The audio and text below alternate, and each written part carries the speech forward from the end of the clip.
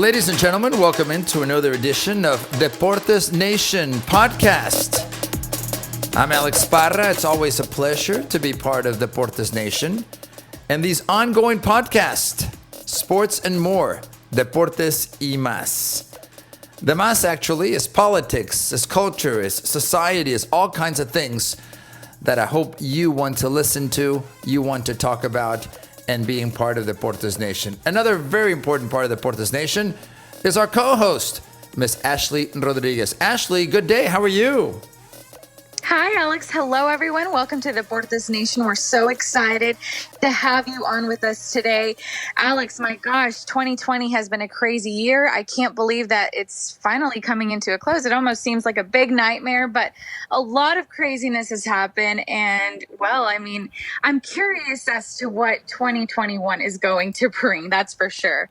It's been an amazing, fundamentally, I mentioned this as we did our prep for the show. We actually do prepare, ladies and gentlemen, believe it or not. The show was how I think fundamentally, Ashley, 2020 has changed our world. And I don't mean only, hey, be more aware of your health. That's I think, an obvious one. And we're going to get into the world of sports soon, but culturally, socially, we're more aware of certain things. In the United States, it happened to hit, Ashley, that it was also a presidential election year. So I think that really ramped up our emotions. It ramped up our psyche in who we are and what we think about. In many ways, events like this, and I certainly can't compare this to a world war. I didn't live it. I don't know what that's like. And we're grateful to all those that have served in wars. But I mean, culturally, socially, an event like this that affects all of us and puts doubt in our normal lives actually can be transformational, can be life-changing, and not necessarily for the bad, but also for the good. I'm optimistic, Ashley, that as tough as this year has been, getting through it, surviving it, hopefully will make us better. I completely agree. And it's definitely been difficult. We have seen families, not be able to celebrate holidays or birthdays or, just go about your normal routine as you would in years past, because of the virus. And then it's also changed the way that we, come together and view sports collectively, as broadcasters, and the way that we participate in cheering on our favorite teams. Also, again, the election, that's a perfect, even the way that we voted this year, everything has been very, very different. It has been a monumental year. And like you said, Alex, it's very eye-opening. There's a lot of things that have come to light. There's a lot of things that, such as political movements, social justice movements, Right. Social media. Just so much has changed just within these 12 months. And, it really, as eye-opening as it is, there's a lot of positive in it. And then there's a lot of things that, bring awareness as to what we can do differently in the future, such as, what we can do to better our health, to strengthen our immune system, to be more careful. And also, how we go about our daily routines.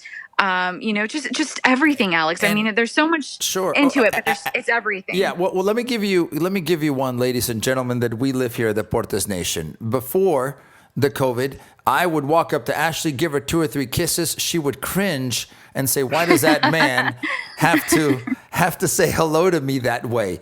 And I would always respond, "It's not harassment. It's the Latino way, right? Us Latinos, it's Latins, yes, we're Latino. It's the Latino thing." Okay, you know what? I think the Latino thing, Ashley, is going to disappear. Who in the right mind these days is going to accept a kiss other than maybe from our close family, and maybe some friends, is going to accept the hug and the kiss and the either one cheek or the double cheek as the Europeans do it? Those are the kind of things that I think are going to change, and no one's going to be offended by that. When you see someone, I remember the early days of COVID this year in March. I was actually traveling in Los Angeles, and we were used to meeting new people and shaking hands and even hugging people. Little by little, I found myself, I couldn't do that anymore. I'd get close to people, and they'd kind of literally just walk away or get away from me. That happens to me normally anyway. But now people have a good excuse not to get near Uncle Alex. And do you know what I'm saying, Ashley? I think that's changed. It's going to be okay to say no, to say, look, hey, nice to meet you. How are you? And just kind of wave at you from the distance.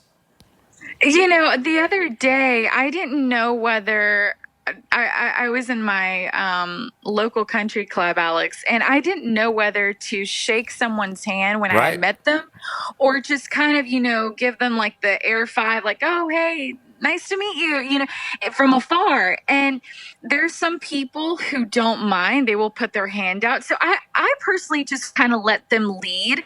Now, regardless, and again, I don't know if this is rude or not, but I have gotten into the habit of just having that Germex, that hand Right. sanitizer right on hand. And regardless of what I touch, I mean, I go to the store, I'm wearing my mask, I'm being safe. And as soon as I get into the car, I sanitize. I clean my hands, my steering wheel, whatever it is that I touch. I go home. I'm being safe, and I know that a lot of people at this point in time, knowing a little bit more about the virus, regardless, they may or may not do the same thing to stay safe. But for me personally, even before COVID, I will have to say this, Alex. Even before COVID, it was popular for me to wash my hands. I know that may sound shocking to some people because just with the hand sanitizer and the soap just flying off the shelves when this first Sure. hit the market, Yeah. the pandemic. For me, it was just out of habit. Now, even more so, I'm more aware of what I touch and not to touch my face or just kind of keep my distance and whatnot. So definitely a lot has changed. And yeah, it's going to definitely change the way that we make things personable too. We as Latinos, we go in, we shake hands, or sometimes we go in for the side cheek kiss, and I hug, I that's just hug, how we are. I hug, and I kiss, and I give pinches, and that's where I get in trouble. You get a little jab there, Alex. Ashley. I don't mean to be an old man, but I guess I am, and I really am careful now, even when taking pictures with people. And you've done this. I mean, people love taking a picture with Ashley. Who wouldn't, right? And I'm sure in the past you had people put their arm around you and physically touch you. I make it a point now, and this was before COVID. Certainly, with the Me Too movement, Ashley, you have to be very careful and respectful. And I think that's part of, again, the changes that we're going through. No, absolutely. Like I feel like every single year we become more and more aware of people's boundaries. And now with the virus, I feel like people won't take it so bad. I think most of the people that I've come into contact with, which is very, very little, of course, given the pandemic, um, they are very respectful of my boundaries. They're and I'm very respectful of theirs as well, and more so because we could be safe, you and I, Alex, but we don't know if that person has been safe, or that person can go home and Sure. and be surrounded by their family, and in turn, it's a domino effect. If you're not careful, you knock one down and it trickles down all the way. So it really is just about awareness and being safe. Now, But now, yeah, yeah. it's just one of those things. Now, Ashley, the debate this year was also, look, I have a choice here in my life. I don't subscribe to the idea that this pandemic is affecting me and my family members.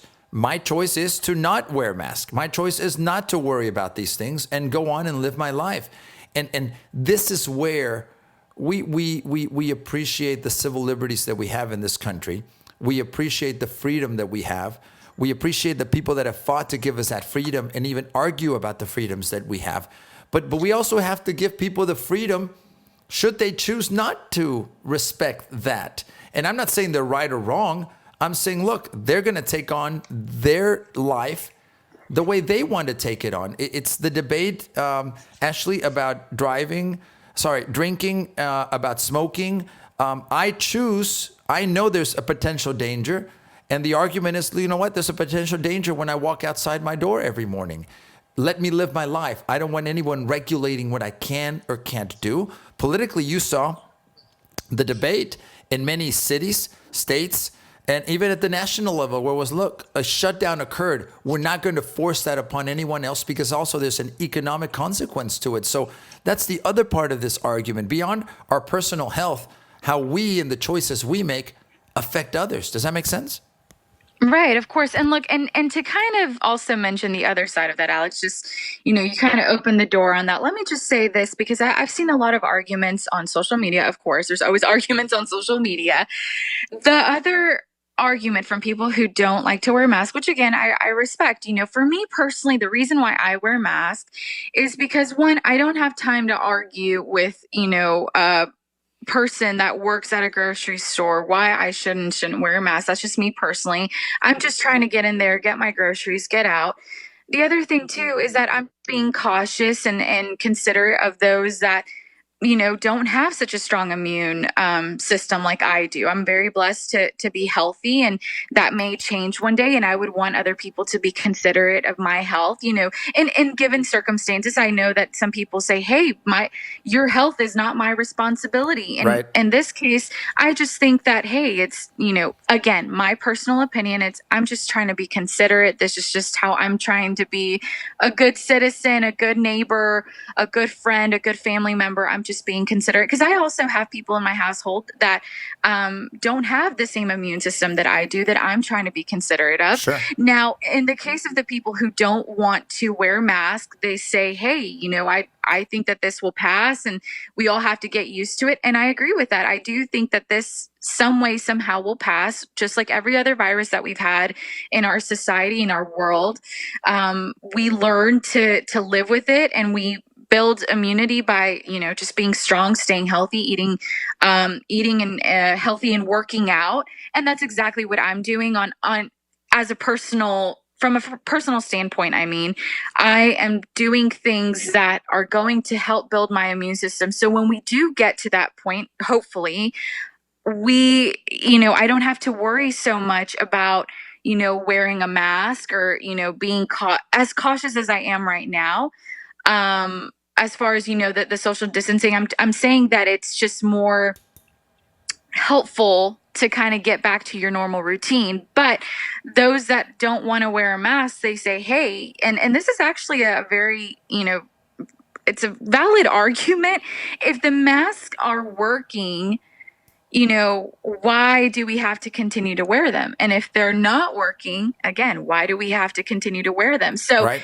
if they're because, and the argument comes from that the numbers of COVID cases in each city are going up and going down. Again, all this information, Alex, I'm even skeptical about it, to be completely honest, because there's some days where it goes up or it goes down, and nothing is very, it's accurate and then it's not accurate. You know what I mean? I'm skeptical about it. But regardless, that's exactly why I personally am taking the precautions that I need in order to stay safe and to keep those around me safe. But yeah, I mean, like you said, people are well within their rights to not do that. There is always consequences to whatever decisions you make. Sure. That's just life.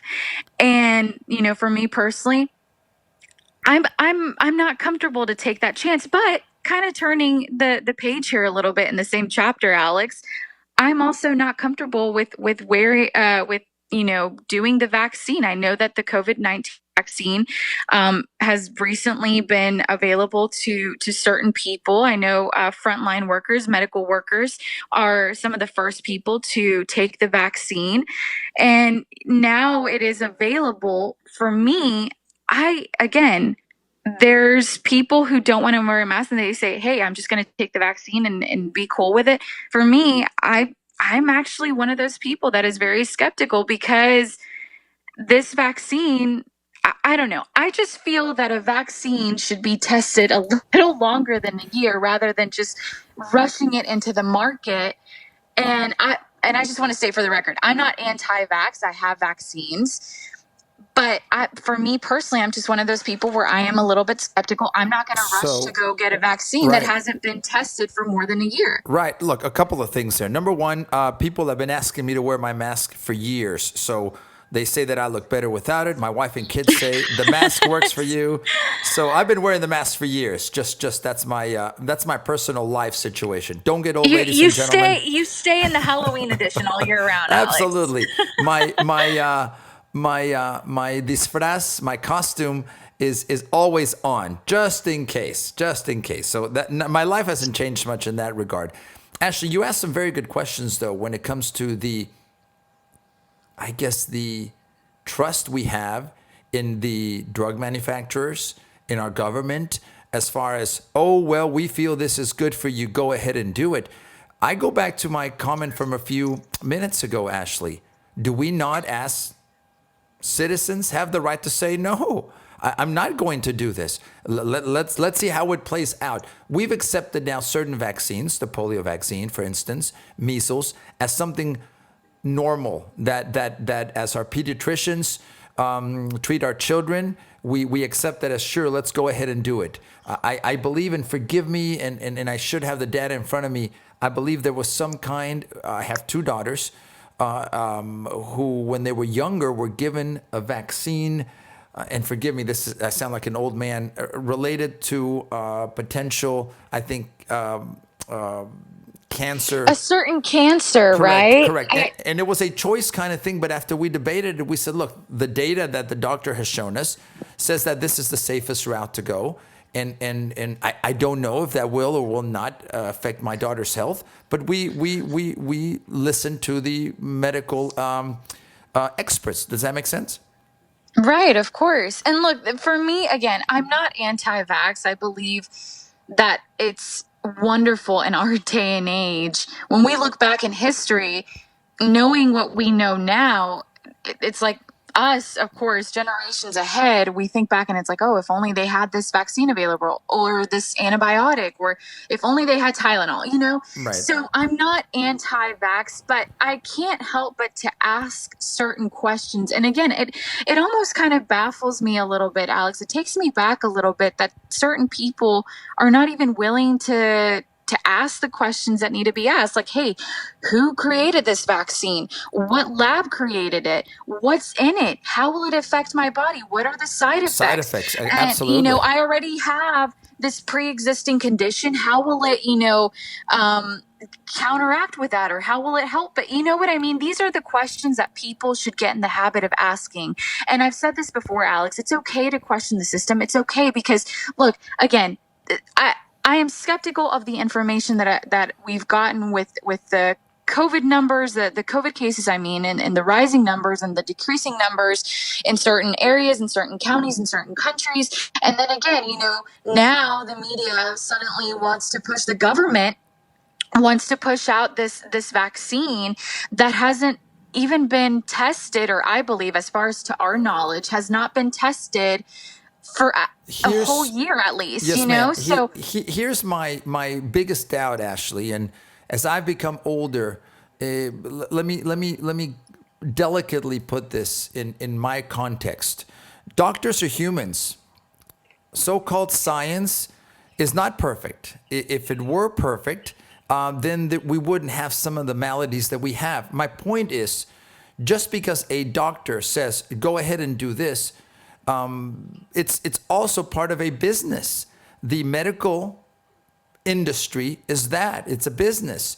And my take on it, Ashley, is that pharmaceutical companies, doctors benefit financially from having people on certain medicines. And they take a chance to say, well, okay, here's the liability, the potential side effects are this and this and this, and we're not responsible. Would you ever, and Ashley, this is a question to me about the medical industry.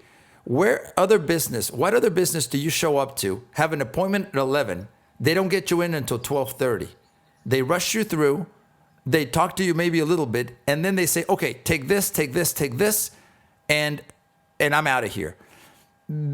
Doctors consistently, medical professionals, I know they're inundated, but Ashley, and I hope one day I don't regret these comments, they're not God.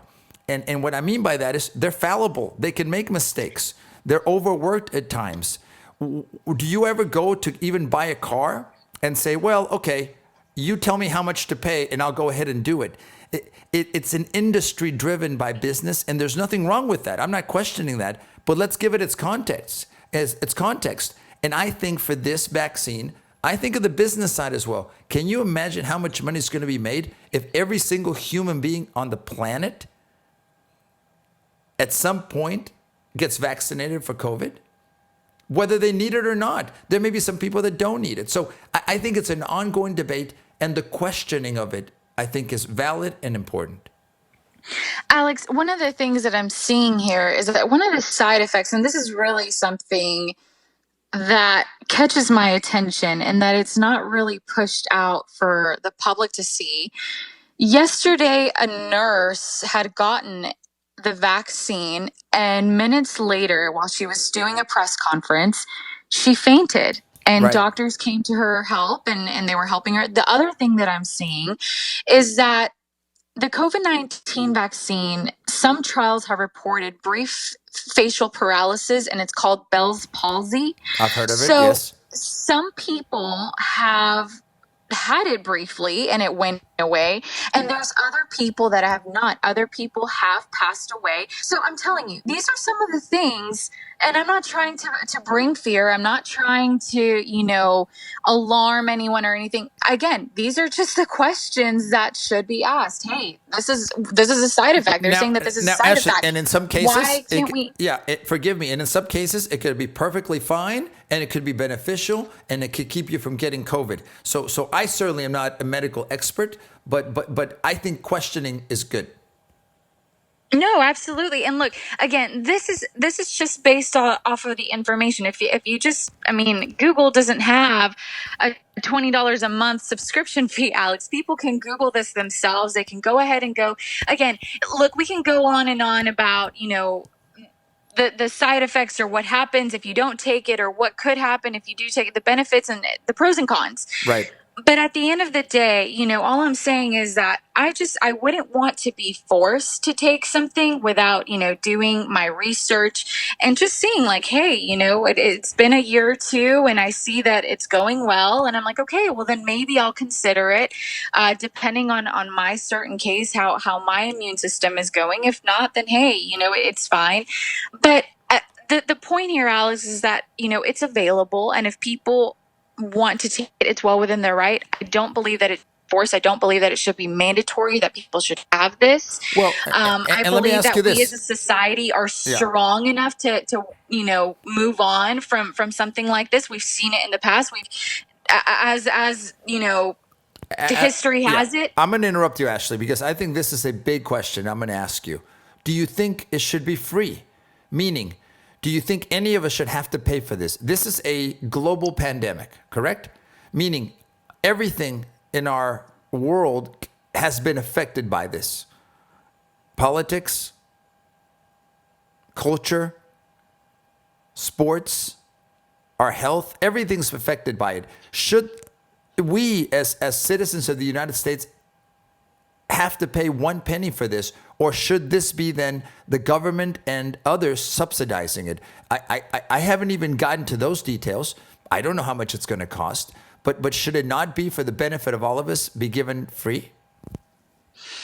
Alex, I've seen little front yard signs. I'm going to call them front yard signs at Walgreens and at CVS, where they say free flu shot. I don't know if this is the COVID-19 vaccine is going to be categorized part of the, hey, free flu shot. It's like, wait a second, why is it free? What's in it? Like, why, nothing in this world is free, regardless Nothing if is it's free. free I or agree. not. Nothing is free. And look, even if it was free, Alex, I wouldn't take it. And I'm pretty sure that if they're going to make something mandatory, which some people are saying they are, some other people are saying it's not, it's unconstitutional to make something mandatory and put something in someone's body. Sure. But let's just say hypothetically, if it was mandatory, I don't see why they would have, someone pay for it. It's like, hey, I'm not choosing. I personally don't want to take this and you're making me take for it. Oh, so now I have to pay for it. It's mandatory for me to have it. I just don't that doesn't sit well with me. I don't believe that I think that, to answer your question, I think that if someone wants to have access to this medical practice or this medical tool, it should be part of what you pay for, as far as insurance goes, or your access to a medication or whatever, because essentially it can be seen as a medication, preventative. Right. I believe it just kind of goes along. It's in that group. It's in that category. Well, where if it was mandatory, then I would question. I'm like, hey, regardless if it's free or not, then, you shouldn't make something mandatory and expect people to buy it. That's kind of saying like, well, that might be a bad analogy. I was going to say it's like saying that you have a car and, it's mandatory that you have one and you have to go out and spend thousands of dollars to get one. No, people who are able to afford it, who want a car, go and buy a car. It's not mandatory to have a car.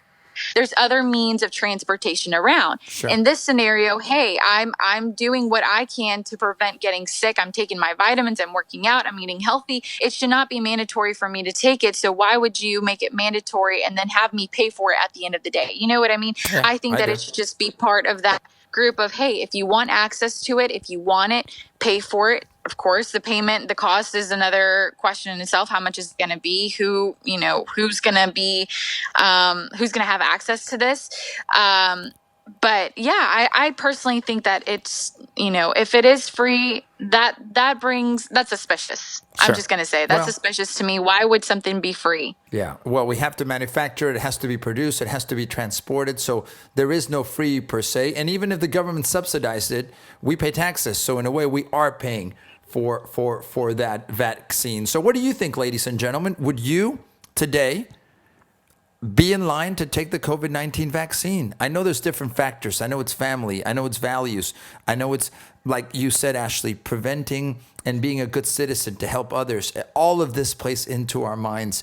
So we're here on Deportes Nation. This is our end of year special, if you will, kind of recapping 2020 in very general terms. And Ashley, at Deportes Nation, we're about sports and more. We've been talking a little bit about the more, but back to sports. The sports world changed in 2020, Ashley. All the leagues, whether it's the NFL, Major League Baseball, the MLS, Major League Soccer in the United States, and I'm just naming a few, of course. There are many others and throughout the world. Everyone had to adapt to a calendar. I mentioned the MLS, Major League Soccer, because I was reading that league has lost over $1 billion in revenue. The pandemic has certainly affected sports from a revenue point of view. And just the simple things, Ashley, we have not been able to get back to a stadium and be with tens of thousands of people like we are used to doing. And do you think that's going to change forever, Ashley? Or do you think one day reasonably, and let's take an example that we know, the NFL, Houston, the Houston Texans Stadium, will it once again have 78,000 screaming fans? Or do you think those days are gone?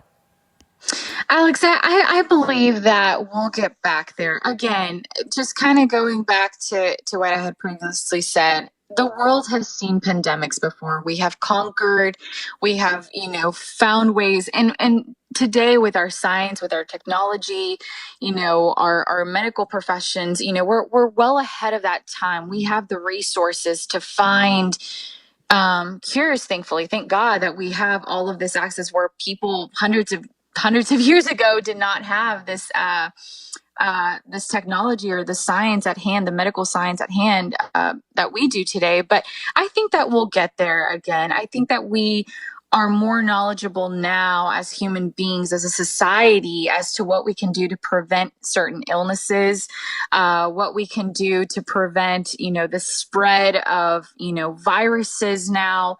And even with this, I would hope that, and again, it might take a couple of years, Alex. It's not going to be a light switch that turns on and off. Like next year, 2021, there's 78,000 fans. No, I'm pretty sure that people are still going to be skeptical, as to going out. There's people, again, with immune restrictions that are not capable or able, I should say, to be freely out in the world as it was before. And that's, they are well within their right to take care of themselves, and they should. Um, but I think that we will get back to that point, Alex. It may not be right away. It may take maybe 1, 2, 3 years, maybe. But I think it will be in the near future because, again, this vaccine has already hit the market this week.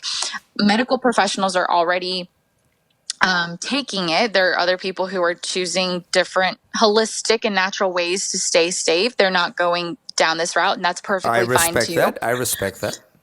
But I think that we'll get back there. I do miss, Alex, hearing the screaming 78,000 fans at NRG though. That to me, and let me just say this from speaking from a personal standpoint, from someone who was on that field for several seasons, I think that it it's such an energy booster for an athlete to listen to those fans. I mean, this is what it's really all about. You have your fans that are cheering for you. You're part of this team, and you're excited. You worked so hard to get to where you are. Even people who weren't, cheerleaders or football players. I know that people within the organization, man, they were down there and they just took moments to sink it in. Alex, you've been to NRG before. You know what it's like. I have. You're with the Dynamos and the Houston Dynamo, and you know what it's like to listen to the crowd. And it as broadcasters, we're like, oh, the crowd is screaming and we're yelling, oh, and victory, and it's so exciting. It's honestly an adrenaline rush for people who live to be a part of this. So I hope and pray that we get back to that point. Oh my gosh, dear God, please let it be back to how it used to be, because that's what sports is all about. I mean, we come together, we're having fun, we're cheering on the team, and win or lose, hey, we wipe our tears and come back the next week and cheer them on again. I mean, I hope that we can get back to that point, Alex. I believe, Ashley, fundamentally that several lessons will be learned from the sports business side.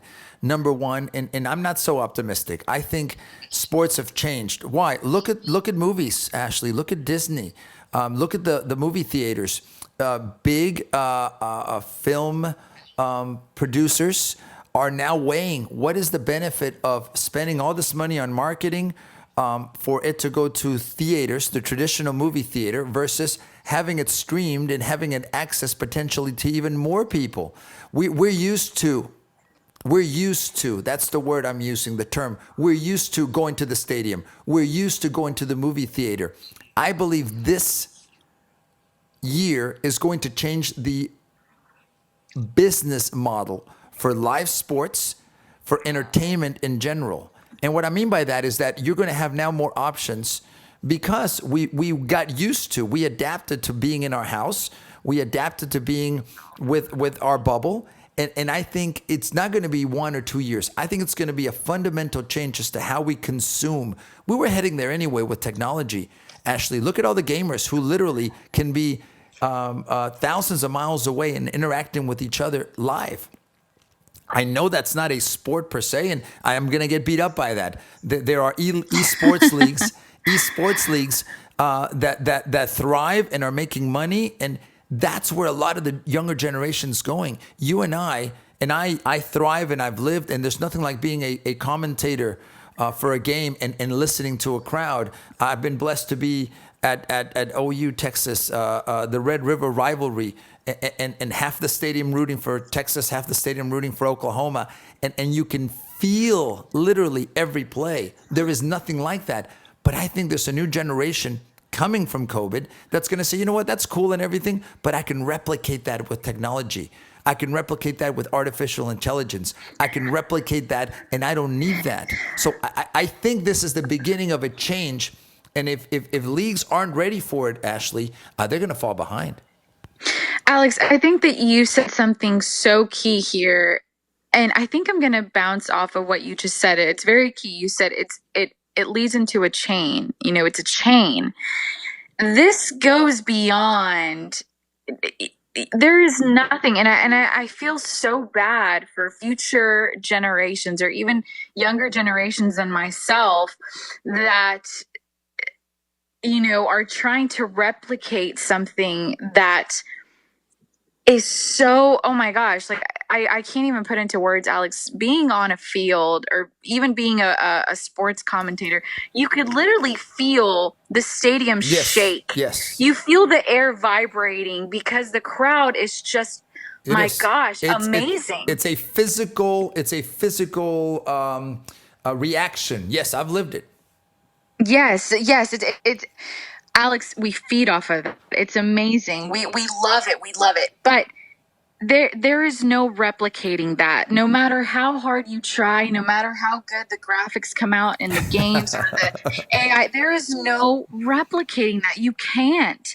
And this, I guess we can kind of, talk a little bit about how this also affects the upbringing and future generations. The communication is not going to be the same anymore. We're not going to be as personable. We're not going to know what it's like to be, or they aren't going to know what it's like to be in a stadium full of 78,000 people screaming and cheering. It's going to be Probably honestly not. crazy to them. Probably not. I agree. And it's so sad to me because technology, when it first, when social media first really started, Alex, it was the purpose of it was to connect people that weren't able, you have more access to connect with people.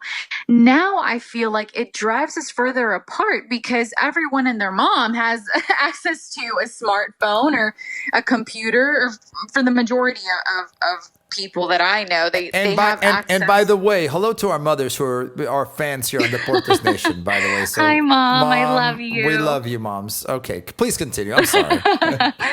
we yeah, it's crazy to me, Alex, because they're not going to have access to that. And then what is our society going to be like up then? We're Look, Alex, I'm going to be an old lady and I'm going to try to talk to a younger person and they're going to be like, okay, And what's your when you're an old lady, I'll be dead. So yes, can I'll be watching from hopefully from above. Who knows? uh, yes, hopefully from above, Alex. No, I know you will. I know you have a special house in heaven, Alex. Thank you. Listen, they have they're going to come up to me and they're going to be like, "Hey, can I text you instead?" Or they're just going to lift up their phone and be like, Right. "What? Sorry, I don't understand." Or they have their headphones in. Let me tell you, I've seen kids where I try talking to them. I go to schools and I talk to the youth and whoever, goodness, I don't even know why they want me to come in and be a guest speaker. Bless the teachers' hearts who want me to do that. I try my best.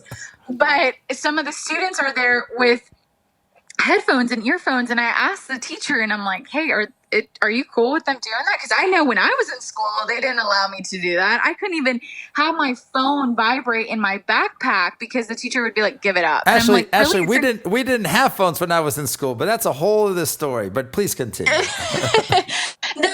And I asked her, I was like, "Hey, are you okay?" She's like, "Oh yeah, no, it's fine. It's their free time." I'm sorry, I didn't even have free time. I'm like, wow, this is great. Yeah, no, everything has changed, Alex, and I promise you, this is kind of worrisome. And I know that maybe I'm paranoid, maybe I'm overthinking it, maybe I'm not. I really don't think that I am at this point because our communication is no longer going to be the same. People, and it's beyond the pandemic. We're not going to know what human interaction, true and real human interaction, is like anymore.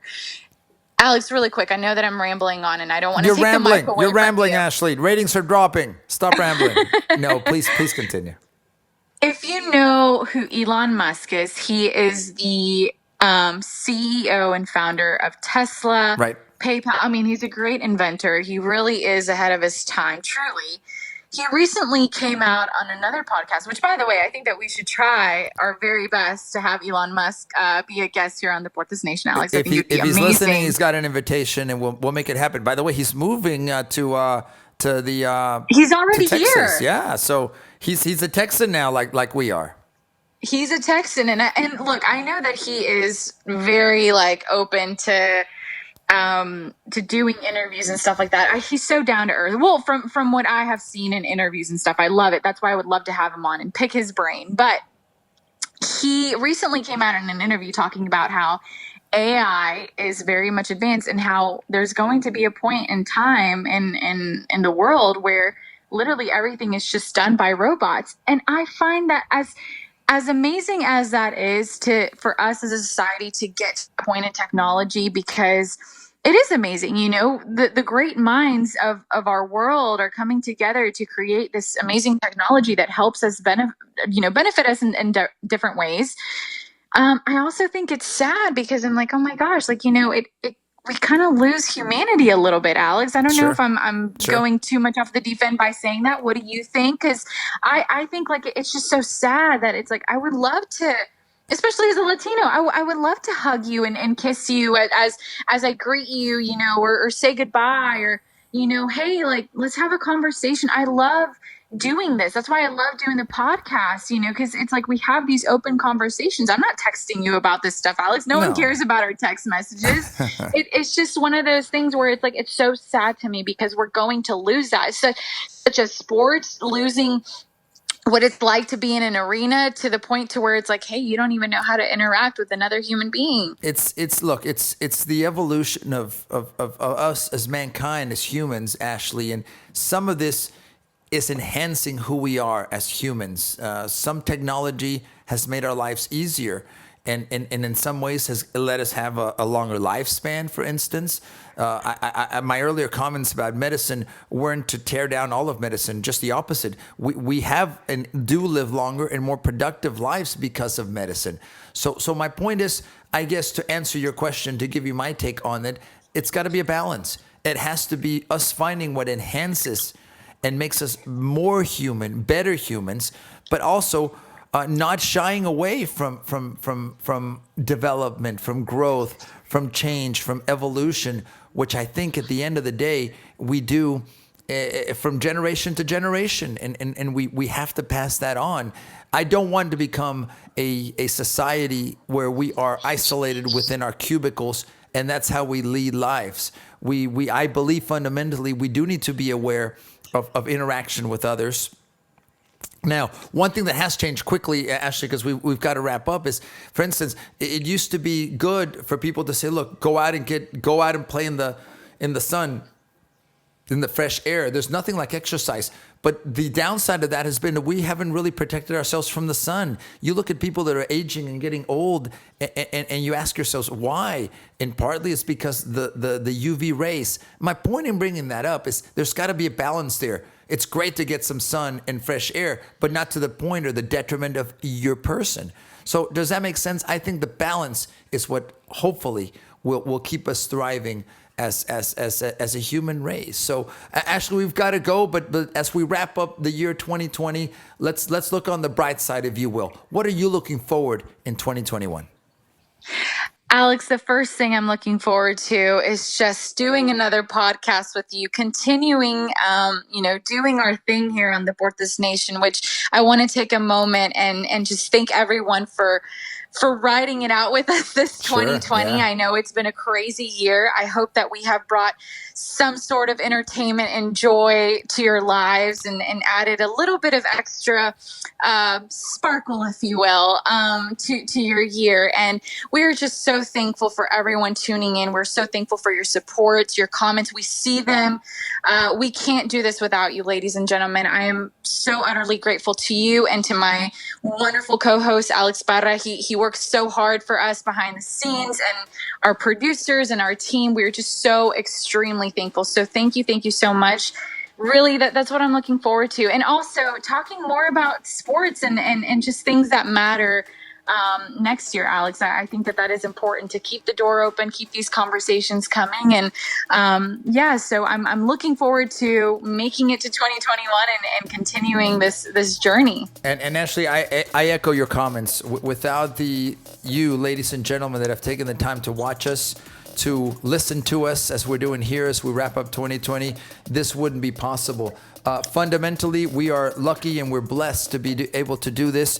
And we hope that in 2021, the concept of the Deportes Nation will continue growing and thriving. I think it's something unique, Ashley. I think it's something that isn't out there, and the representation of who we are, not only as Latinos, but who we are as people, I think is important. So without a doubt, it's all up to you, ladies and gentlemen, that watch us, that listen to us. And we want to, number one, wish you a very Merry Christmas, Happy New Year as we wrap up 2020. and let's stay strong. Let's stay optimistic, and let's take on 2021. Ashley, we've got to go, but how can people continue to follow us, please? Yes, everyone, please make sure to follow us at Deportes Nation, @Deportes Nation. You can follow us on all social media platforms, even here on YouTube. Please like and subscribe, follow. Send us your comments. We're super, super thankful for you guys for engaging with us. And then also you can follow us on our personal social media accounts. You can follow El Tío Alex, at Alex R. Parra. And then you can follow me at Ashley Rodriguez Official. So please make sure to follow us. Send us your comments, your thoughts. What do you want to listen to in 2021? You know, what comments, what stories? You know, we're so open to you guys and your suggestions. So yes, please send us your love, your comments. We're ready for it. Thank you again. And Alex, I mean that's really it. I'm just so thankful, and I'm looking forward to it. I'm looking forward to it as well. Ashley, from the bottom of my heart, thank you. Thank you for a great start to the Deportes Nation. I know it's something that we're passionate about, and little by little, and I see it every day, it's growing and succeeding. So I can't thank you enough. You're a huge part of this. So thank you for all the work and time and effort that you put into this. Ladies and gentlemen, thank you for tuning in to the Deportes Nation. We really appreciate it. Thank you also to our production staff who help us so much in putting this together. We're here. We're growing. We're glowing, if you will, and we'll continue into 2021. So on behalf of all of us, on behalf of Ashley Rodriguez, I'm Alex Parra. Thank you. Thank you for listening. Thank you for watching. And thank you for being a part of the Deportes Nation.